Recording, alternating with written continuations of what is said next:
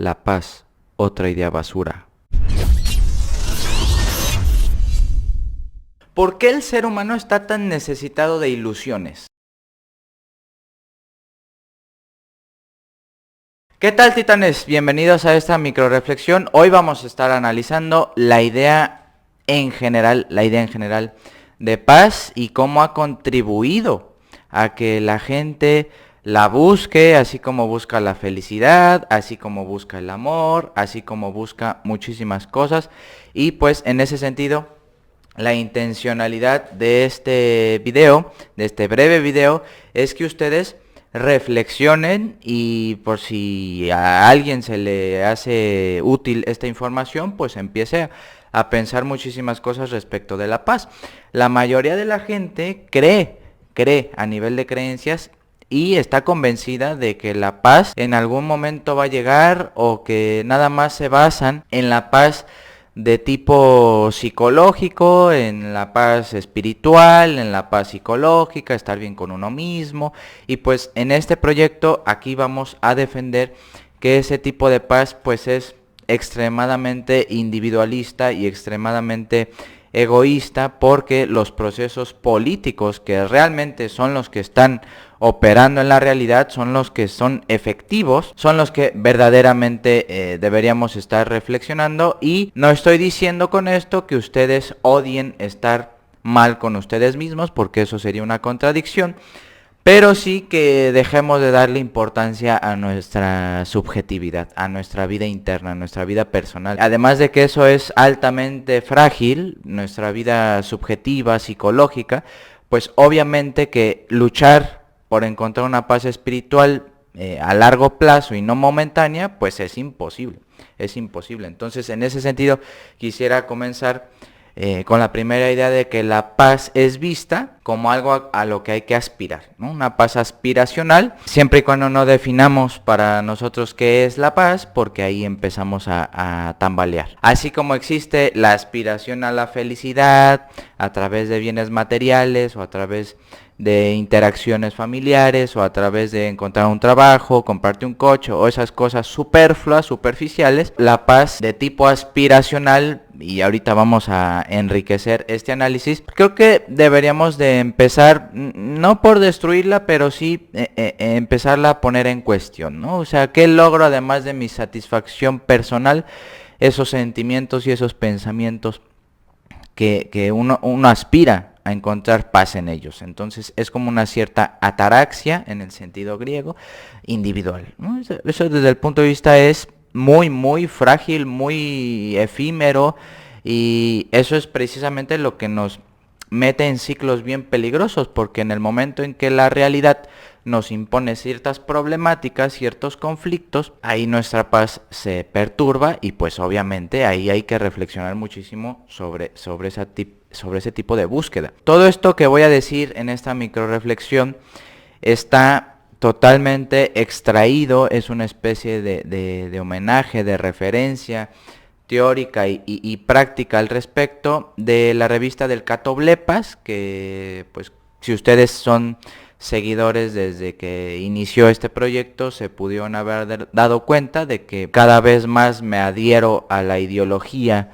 y al sistema de pensamiento del materialismo filosófico, que en la actualidad ya no cuenta con el padre fundador, que es Gustavo Bueno, pero ha tenido muchísimos estudiantes, alumnos y ahorita profesores de filosofía, de matemáticas, de geografía, de etología, de biología, etcétera, que han contribuido y han ido perfeccionando, si se puede hablar así del término, este sistema filosófico, porque hay que dar una aclaración. Este sistema filosófico no es algo acabado, no es algo inmutable, todo el tiempo se está transformando, todo el tiempo se está actualizando. Entonces en ese sentido a mí me parece que es sumamente relevante este tipo de temáticas, ¿no? Porque todos buscamos la paz, o la mayoría de la gente busca la paz, siempre y cuando no se les pida definirla. Para hacer esta distinción que hace Gustavo Bueno, por supuesto, entre este subjetivismo, esta vida interna sobrevalorada, y los planos políticos que verdaderamente son los que están trazando el camino de los estados y del planeta, incluso el ecologismo ahí se puede ver muy claramente. Gustavo Bueno distingue entre pacifismo ético y pacifismo político, ¿no? Entonces este pacifismo ético, que es del individuo, siempre busca a través de las manifestaciones en las calles, a través de divulgación en internet, a través de muchísimos medios, siempre en conexión con otro grupo de individuos, que lo único que buscan es operar, manifestarse de forma política o incluso cívica para reclamar que la paz sea en el mundo de hoy. Evitar guerras, es decir, ir en contra de la idea de guerra, ¿no? Este pacifismo ético, que es de tipo psicológico, lo que busca es la ausencia de guerra, la ausencia de conflictos, la no violencia, etc. Ahí tenemos a los sujetos que se manifiestan por la paz, siempre y cuando no sepan nada de política, de economía, de etcétera, ¿no? Muchas otras disciplinas. Y el pacifismo político, que sí tiene que ver con conflictos de estados. Es bien importante diferenciar, no voy a criticar a la paz de tipo psicológico, interna, subjetiva, sino la paz política, entendida a nivel global. Porque la paz psicológica, verán a lo largo del video, es muy irrelevante. Desde estas coordenadas, por supuesto. Ya pasando un poco al desarrollo del planteamiento, quería decir y comentarles que hay una paz, para que haya funcionado y haya tenido tantos efectos psicológicos y manifestaciones y todo este boom de ir por la paz, es bien peligrosa porque se idealiza la paz. Se empiezan a entramar distintas y muy diversas ideas que van complementando o nutriendo la idea de paz. En este caso, la idea de humanidad, la idea de igualdad, la idea de una paz universal a través de la Declaración de los Derechos Humanos. Entonces, en ese sentido, no se define nada políticamente, ¿no? Entonces se habla de humanidad como si eso existiera. La humanidad no existe. Lo que existe realmente y de facto son sociedades políticas, vamos a decirles estados, que están en pugna, que están en lucha por ver quién se alía con otro para ser más poderosos, pero esas alianzas siempre van a traer consecuencias y contrapartes, contrapesos, como se utiliza el término, con otros países. Entonces es muy claro la geopolítica aquí, ¿no? Entonces, desde el punto de vista geopolítico y político de una teoría política seria, no debería de hablar de humanidad. Igualmente, la idea de igualdad, con mayúscula. Esta paz que cubre con el manto a la tierra y se pretende universal y de manera legal a través del derecho internacional, la Declaración de los Derechos Humanos, viene a oscurecer, a confundir muchísimo a la terminología de esto que estamos hablando. Entonces, ¿qué pretendemos con el materialismo filosófico? Entender la idea de paz a nivel político, entendida como una paz de ser existente, que desde nuestro punto de vista no existe realmente la paz. Podemos entenderla si analizamos la realidad desde un concepto que es plural, es decir, tiene muchísimas manifestaciones históricas y que se ha mostrado en la historia de muchísimas formas y de manera muy momentánea, que después de esos procesos se ha ido muchas veces a la guerra, y que esta idea de paz, desde el punto de vista político, no ocurre de la misma manera en los distintos países. Entonces, en determinado país se procesa la paz, vamos a decirlo así, pero de manera muy particular. Es por eso que decimos que hay que ir caso por caso, ¿no? País por país, para ver de qué manera están resolviendo los conflictos de guerra y los, por supuesto, los económicos y la pobreza, etc. Hay que entender también que lo que soporta a esta idea de paz idealizada es el pacifismo. Es el pacifismo como corriente, o vamos a decirlo como fundamento filosófico de la paz perpetua, que ahorita voy a hablar un poquito acerca de Immanuel Kant, que es autor de un libro llamado La Paz Perpetua, en el cual se proponga como continua y ya exenta de cualquier tipo de guerra posterior, ¿no? Entonces es como establecer un idealismo que se va a permitir desconociendo la dialéctica de estados. Podríamos decir que Kant, un filósofo muy sobrevalorado, muy trascendente también en estos tiempos, pero que está alimentando todo el tiempo el idealismo, lo único que hizo fue decir, a ver, la paz es muy amplio el libro, pero se debería de llevar de esta manera para que ya haya ausencias de guerras posteriormente. Podemos decir que la gente, mediante esta idea subterránea de paz perpetua, pues cae en la ignorancia o en la ingenuidad. No hay otra forma para decirlo.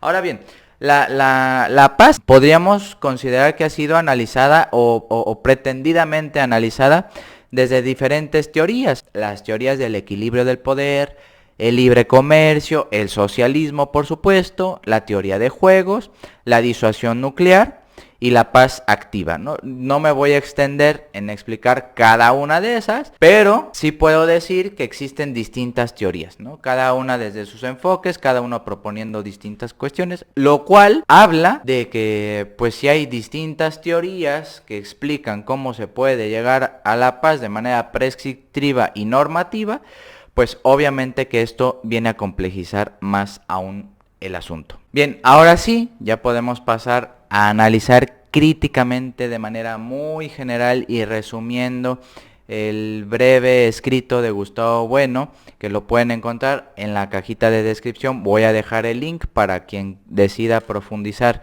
en estos temas. Yo nada más voy a hacer aquí como un esbozo muy simple, sin ninguna pretensión. ¿Qué podemos hacer ante esta problemática de la paz perpetua y del idealismo acerca de la paz? ¿Qué podemos hacer? Pues lo que dice Gustavo Bueno es que hay que utilizar filosofías de la historia, porque también hay que decir eso, no existe una filosofía de la historia, por más que Hegel se haya empeñado en eso. Existen distintos tipos de filosofía de la historia. ¿Cuáles podrían ser algunos criterios que podríamos utilizar para analizar la paz y cualquier fenómeno político? Vamos a decir que el primer criterio sería el idealismo / materialismo. El idealismo es aquella corriente filosófica que presupone que las ideas, vamos a decirlo así de manera muy simplificada, son las que dan al mundo su operatividad, ¿no? Y el materialismo, por su contraparte, cree que la materia es discontinua, que a veces se conectan unos elementos con otros, pero que no todo el tiempo está conectado todo con todo. Podría ser el primer criterio. Y el segundo criterio, y aquí ya es, vamos a decirlo un poco más político en sentido estricto, aquellas filosofías que pretenden analizar la historia desde el punto de vista del Estado y otro desde el punto de vista de la anarquía. Ese tipo de criterios vamos a utilizar: idealismo, materialismo, estatismo, anarquismo. Del cual, y esto es súper extenso pero súper interesante, está el artículo en línea. Podemos decir que se desprenden 4 variaciones de filosofías. Las voy a mencionar nada más. Quizás en algún momento les dedique un video exclusivo a cada tipo de filosofía. Pero podemos decir que existe una filosofía idealista anarquista y una filosofía idealista estatista. A su vez, existe la filosofía materialista anarquista y la filosofía materialista estatista. No, es muy amplio, me extendería muchísimo si pretendo explicar cada una de ellas, pero está súper interesante y si quieren profundizar más, ahí tienen el artículo de Gustavo Bueno. La sección se llama Rasguños, como bien vieron en la semana, y les voy a dejar el link del artículo aquí abajito en la descripción. Ahora bien, esto no se da en abstracto, titanes. Esto no ocurre así como en el aire, como flotando o en el cielo. Debe de haber, para que esta idea de paz perpetua funcione, debe de haber instituciones que promuevan este tipo de paz, este tipo de idealismo pacifista. Ahí tenemos, pues desde lo más bajo, vamos a decirlo así: educación para la paz, cultura de la paz, los premios Nobel de la paz, desde el punto de vista económico, estadístico, los índices de paz global, el derecho internacional y por supuesto los tratados de paz que emergen o surgen o se firman cuando dos países están en guerra, 2 o más países. La institucionalización de la paz viene a, vamos a decirlo, a normativizar de manera efectiva, de manera material, de manera muy concreta los procesos que hay enfrente de la idea de paz. Esa es la cuestión. Tras este breve análisis crítico que intenté hacer de la paz y distinguir paz espiritual, paz psicológica, paz de la vida interna, con la paz política, con la paz de los procesos que realmente están dirigiendo a los países, estos países en contra unos de otros, con ciertas alianzas, pero también con ciertas guerras nucleares, por el agua, intervencionismo, etcétera. Es muy complejo de analizar a nivel geopolítico la paz. ¿Qué podemos concluir? ¿Por qué el idealismo de la paz? ¿Por qué esta idea de la paz perpetua tiene tantos efectos psicológicos en las personas? Porque eso es lo seductor. Se utiliza la paz como una anestesia o como una aspiración o como una ilusión a la que hay que llegar y que eso nos genera tranquilidad, pues bueno, está bien, ¿no? Está bien. Pero pues, si lo pensamos por un momento, esa paz es muy frágil, es muy frágil. Entonces, el efecto psicológico es bien interesante porque esa idea de paz que está ya internalizada por ciertas personas que se manifiestan en contra de la guerra, son muy ignorantes, son muy ignorantes. ¿Por qué? Porque están desconociendo la dialéctica de estados y ya no de clases, que estamos diciendo que sí existe la lucha de clases, pero la dialéctica de estados que se da en sociedades políticas bien concretas, son realmente la que nos están permitiendo creer en esa idea de paz subjetiva, vida interna, etc. Entonces, si ustedes como psicólogos y el público en general, si me está viendo y escuchando, cree en la paz de las personas a nivel individual, que su vida busque la paz y que eso lo meta paradójicamente, en una idea de felicidad que nunca va a llegar y se estrese más y se deprima más, esto ya es un análisis para otro video, pero está muy relacionado la idea de paz con la idea de felicidad, con la idea de bienestar. Eso hay que decirlo claramente. ¿Qué ha hecho las organizaciones internacionales al respecto? Pues ya no llamarle guerra a la guerra, como hay que decirle, sino utiliza eufemismos para llamarle a la guerra. Entonces tenemos métodos para la resolución de conflictos, ¿no? Ministro de Defensa, misiones de paz. Hay que llamar las cosas por su nombre. Hay organismos que dicen, la guerra ya no existe. La guerra ya no existe. Entonces, eso, lejos de tranquilizarnos, lo único que va a ocurrir es que se confundan más las cosas. A través de este manto sagrado que se le envuelve a la tierra, como si eso fuera posible, a través de un egocentrismo y de un antropocentrismo muy peligroso. O sea, ¿quiénes somos nosotros para decirle a la Tierra, al planeta Tierra, que vamos a poner paz en el mundo? Imposible, imposible, titanes. Entonces, como pueden ver, la idea de paz es defendida a capa y espada, paradójicamente. Déjame tu gusta, titanes, si te gustó este video, y por favor déjame un comentario. Me ayuda mucho a retroalimentar todo esto que estoy diciendo y nos vemos el siguiente sábado. Psycho, ve desactivando el sistema.